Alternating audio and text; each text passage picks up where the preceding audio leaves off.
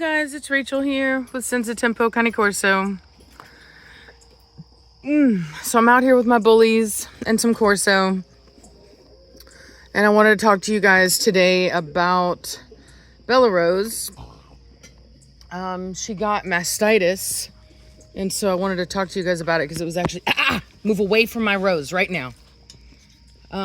These dogs have absolutely no concept of bushes or anything. I don't know if it's because I've got weeds that are big and they just stop, Panda, and they just think that they're rose or weeds or something, but it's annoying. Anyway, so Bella Rose, much like Mona did that one time, has mastitis. Now I will tell you that she's already past the worst of it, so even though she looks horrible, we're already good. Me and your baby girl. Your moo moo moo. Your moo moo moo.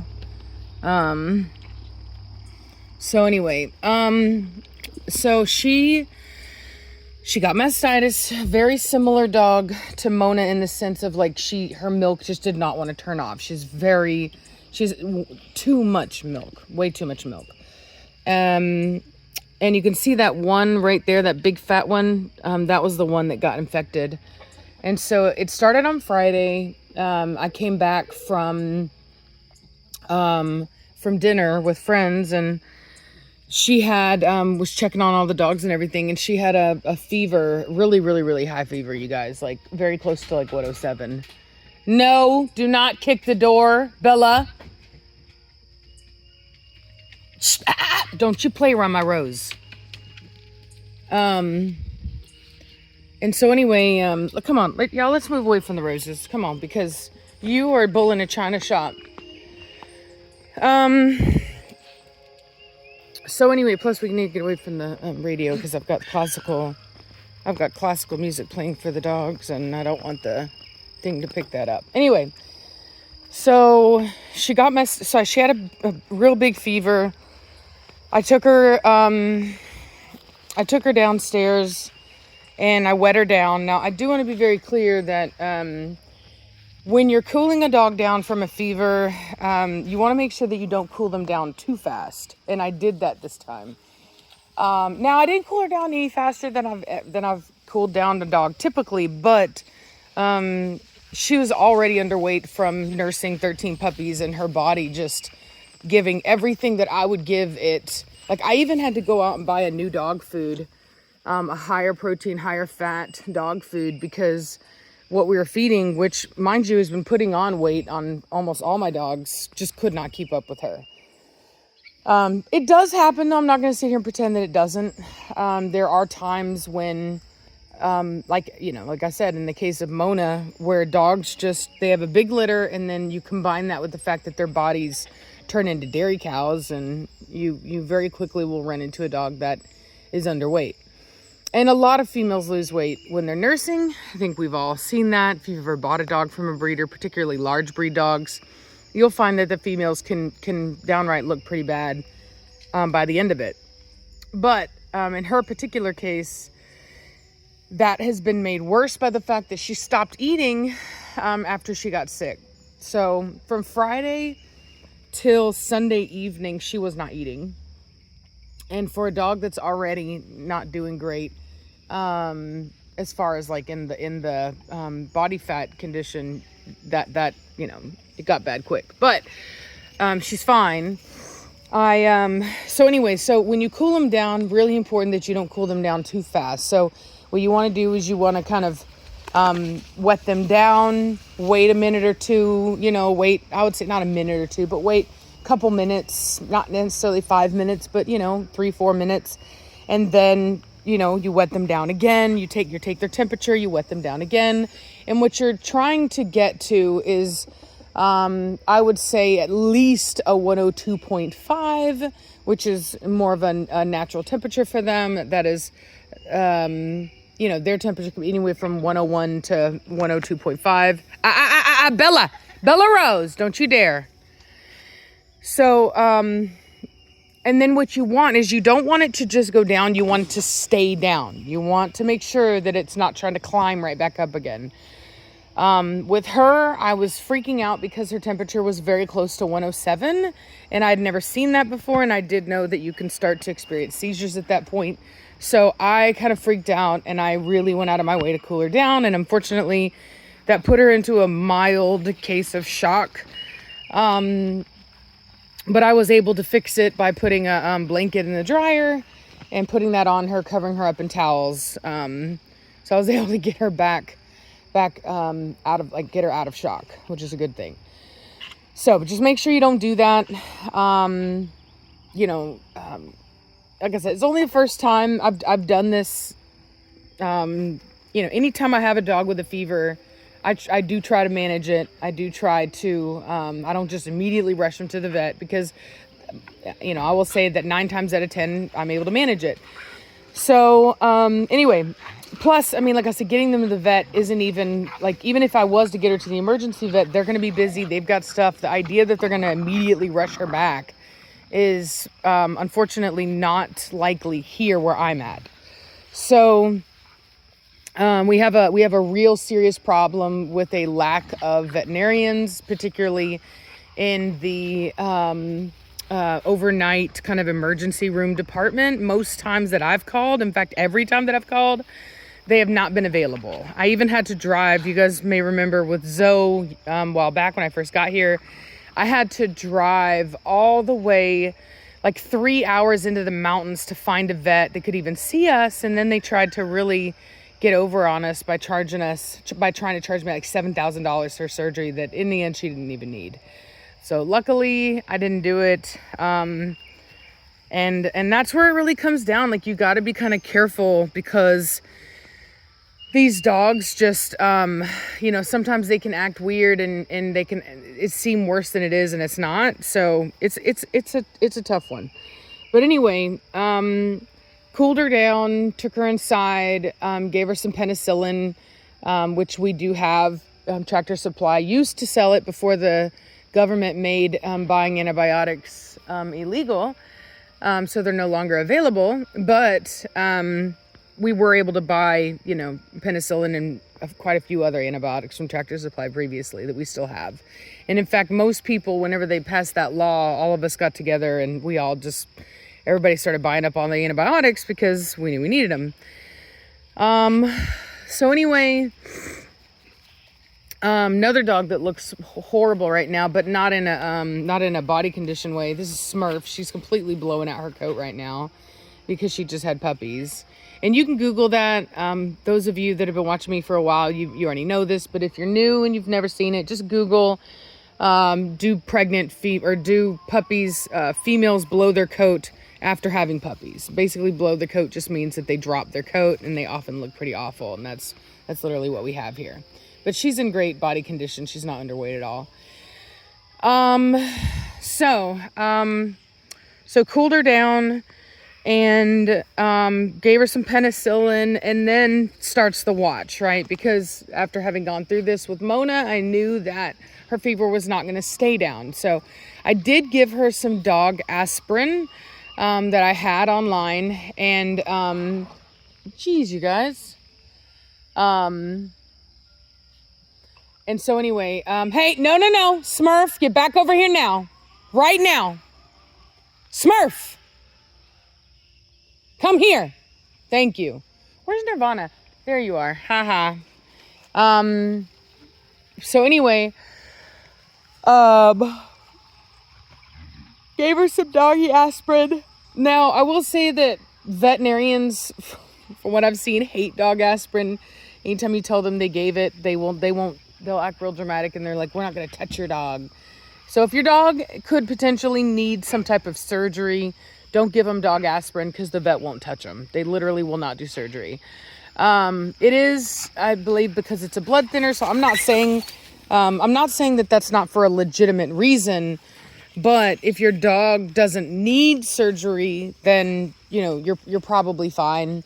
I've used it many times and not had an issue. So gave her that and then would check her every 4 hours whenever I'd noticed that it would come back up. Now, the first night she was, I didn't do anything because she was in shock, right? I mean, she had been in shock. So at that point, I just covered her up. But by the morning, she was sick again. Well, she's still sick. She's not sick again. Like, we're still there. So I, hosed her down. This time I did it more gradually. I wet her down. I waited a while, walked around, did some things, and then, did it again, etc. till it came down. Gave her more penicillin. So I just kind of kept going through this process with her. Now,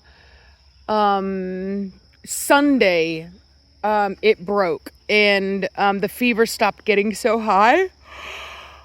Excuse me. The swelling had really kind of moved along. Bella. The swelling had moved up. So it went from that, third one down, that really big one, to even like the first and second, like the swelling was going. So it's actually gone down quite a bit. And then she started eating Sunday night, and really kind of perking up. So I knew that we were starting to turn the corner and make some progress. And then on Monday, I called my vet, had her, kind of an emergency appointment, which my vet is sweet enough to do. I'm very fortunate. I have to drive an hour there, but, I have a really, really, really good vet that will, patch me in. So they ran all the tests, everything from heartworm to, which we didn't need, but I wasn't about to push back at that point. Cause her white blood cell was really high, and I'm just like, just do what you need to do. Normally I would say don't do that. Don't do whatever you need to do, because a lot of vets are corporately owned, and they will absolutely take advantage of you and test for a menagerie of things that you don't need. But, in this particular case, Lucy, get out of it. Kimchi, what are you doing? So ran everything under the stars, and nothing was up. It was literally just the mastitis. So, and she had some worms, which is not uncommon whenever they are nursing. There's basically, even if you worm your dog as best you can, when a female dog has the hormonal process of going into heat and having puppies and all that, there are inactive larvae that basically store themselves in the muscle and the fat of a dog that you cannot worm in that stage. They're protected. And so once those hormones come in, it activates them, and then that's why all puppies have worms. So anyway, so I wasn't surprised to see that. But we did get her on a new antibiotic. And this is her, Kimchi, back over here. This is her today will be her third day with that antibiotic. Come on now. Good girl. And she's been doing really good. She's been eating. Hey, funny girl. She's been in a better mood. You're sweet baby. Did I save your life? Did mama save your life? Boo, boo, boo, get your nose.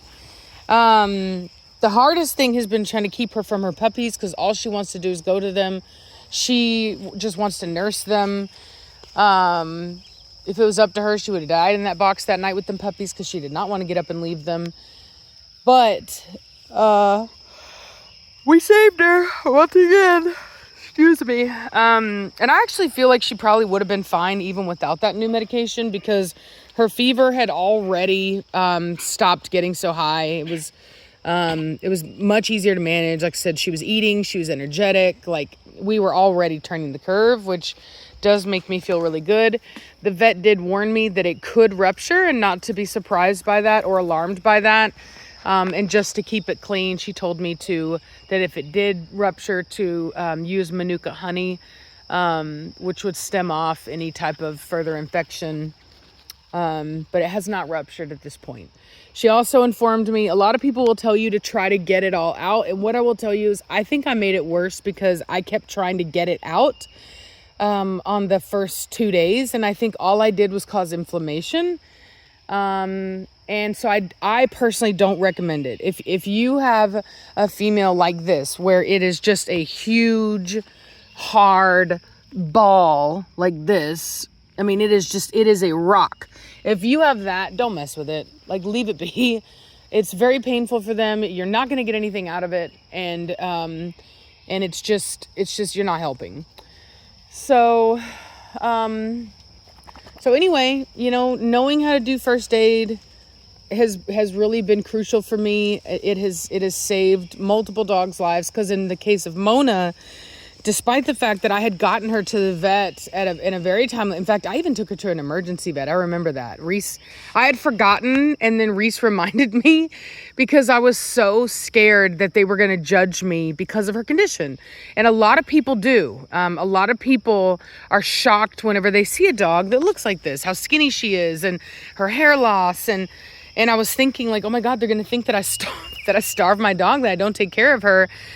And actually there was a little bit of judgment at first, but I just really made sure to be like very calm, very nice, very, this and that. And I was just very clear about it. Like, she's a dairy factory.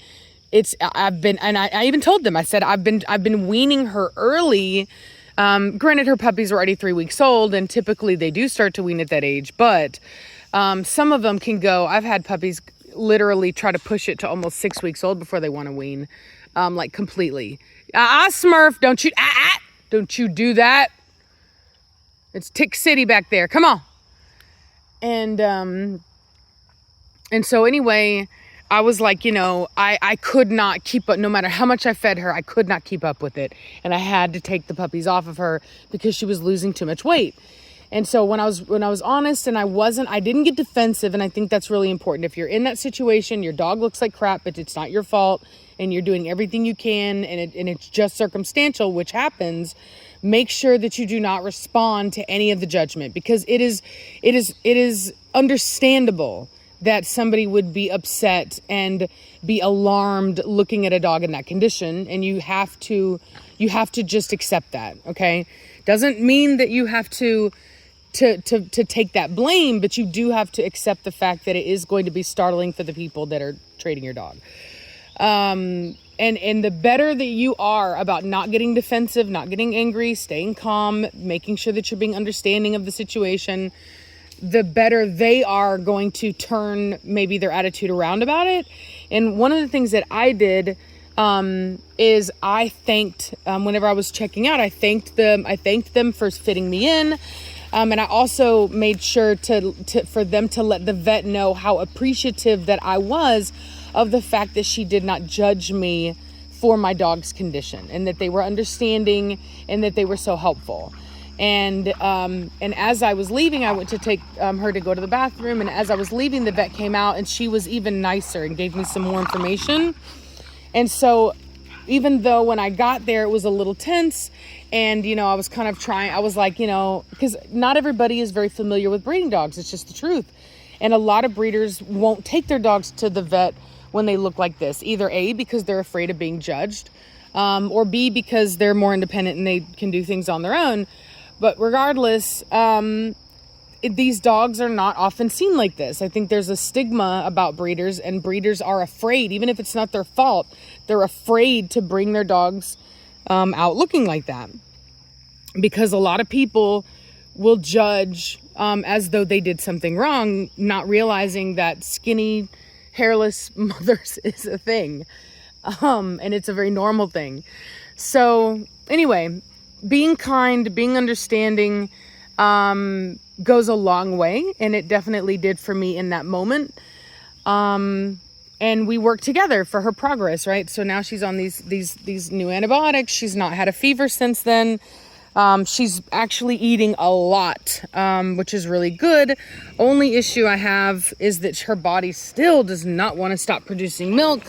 It just sucks. I'm not happy about it, but it is what it is. I swear to you, I'd rather have a female that has just enough milk, or even not enough milk, and using fenugreek, than having these dairy cow females. It is so hard to manage them, because their body will give everything to their milk and leave them nothing. And God forbid that you have anything happen after that, because they're already in a losing condition when it happens.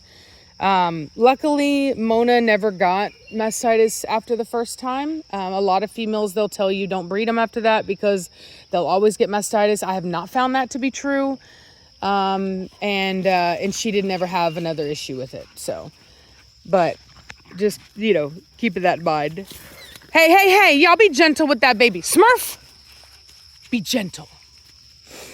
Nah, be gentle. Don't you give me that smile. She does the Batista smile. Ah! Psst. You.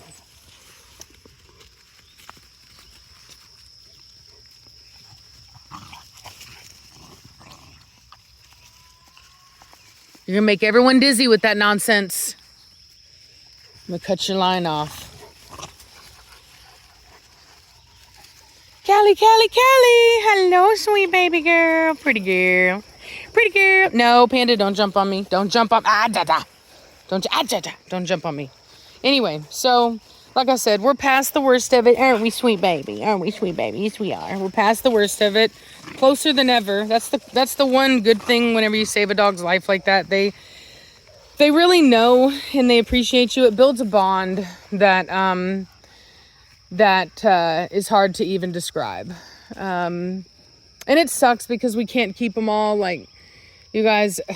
So Savannah moved out. She's doing great, you guys. She's got a job. She's got her own apartment. Like, it was a good thing. Everyone's fine. It was, you know, it was totally fine. And so it's not like a bad thing. But anyway, it's been once again, you know, it's been reminding me of the work, you know what I mean? And so, and it always reminds me of, you know, I can only maintain on my own X amount of dogs. And so anyway, you know, like, you know, I'm rehoming Mona. In fact, she's already got a home. She's still here because they're picking her up, I think, next week around the 26th or something like that. Nirvana. Hey, quit eating grass, bro. Nirvana, come here. But, good girl, sweet baby. Don't jump on me. But anyway, no jumps. But anyway, you know, I wish I could keep them all. It's just not possible. It just is not possible. I mean, I didn't even get to bed till 1:30 last night with all the things I had to do. And, I do have some help right now. But it's not like a lot, is what I'll say. It's help, and it does help, but it's not like a lot. Like, you know. So, anyway, so that's what's going on. Bella Rose. Bella Rose. Where you going? And as soon as she got better, what did she do? She immediately starts crying, trying to go to her babies. I was like, absolutely not. You are going to dry out, young lady, and that's just all there is to it. So, everyone's litters are doing really good. Nirvana had a litter. She's doing really good. As you can see, she's almost completely cleared out, although she's still got some stretch to them. Kimchi, her puppies are doing fantastic. They're about to leave. Smurf's puppies are doing great. They actually snuck out of her box today. I was not happy about that.